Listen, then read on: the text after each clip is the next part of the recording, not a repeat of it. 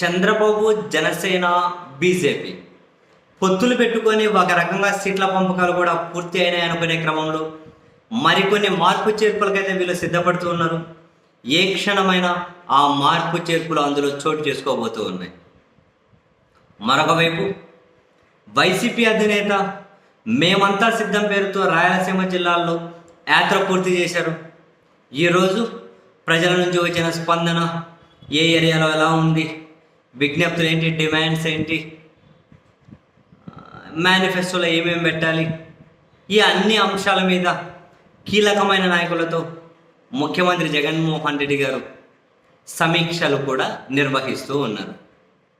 ఈ క్రమంలో ఒక ఇంట్రెస్టింగ్ బ్రేకింగ్ బయటకు వస్తున్నది ఏంటి అంటే, మరో 3 ఎమ్మెల్యే నియోజకవర్గాలు, ఒక ఎంపీ నియోజకవర్గం, 4 చోట్ల వైఎస్ఆర్ కాంగ్రెస్ పార్టీ మార్పు చేర్పులకు సిద్ధపడబోతోంది అన్నది అందుతున్నటువంటి బ్రేకింగ్.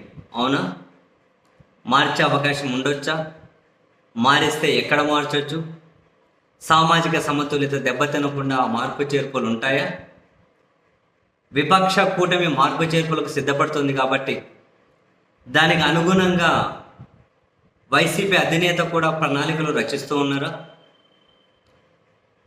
తెలుగుదేశం నేతృత్వంలోని విపక్ష కూటమి నుండి మార్పు చేర్పులు బయటకు వచ్చిన తర్వాత వైసీపీ అధినేత కూడా దానికి తగ్గట్టు ఏవైనా మార్పు చేర్పులు చేస్తారా? ఏమో. బట్ 3 ఎమ్మెల్యే, ఒక ఎంపీ నియోజకవర్గాల్లో మార్పు చేర్పులు అయితే ఉండొచ్చు అంటున్నారు, ఉంటాయి అని అయితే వార్తలు వస్తూ ఉన్నాయి. బట్ ఒకటైతే ఫ్యాక్టు, ఇప్పుడు అభ్యర్థులను మార్చకూడదు అని ఏమీ లేదు. ఒకవేళ పార్టీకి నిజంగానే డ్యామేజ్ జరుగుతుందేనో, ఆ అభ్యర్థి వల్ల పాజిటివ్ రావట్లేదనో, ఆ అభ్యర్థి అందరినీ కలుపుకొని పోవడం లేదనో, అభ్యర్థి మీద పార్టీలోనే వ్యతిరేకత ఉందనో, అభ్యర్థిని అక్కడ అభ్యర్థికి అక్కడ టికెట్ ఇచ్చినటువంటి ఉద్దేశం నెరవేరడం లేదనో, ఏ కారణం చేతనైనా వైసీపీ అధినేత మార్చాలి అనుకుంటే మార్చే అవకాశాలను అయితే మనం కొట్టిపడేయలేం. బట్ మార్చే ఛాన్సెస్ ఎంతవరకు ఉన్నాయి అని అంటే ఇప్పుడు వస్తున్నటువంటి బ్రేకింగ్లు నిజమవుతాయా, లేకపోతే ఇవి ఊహాజనితమైన వార్తలుగానే మిగిలిపోతాయా? Very very very very soon ఖచ్చితంగా తెలుస్తుందిలేండి.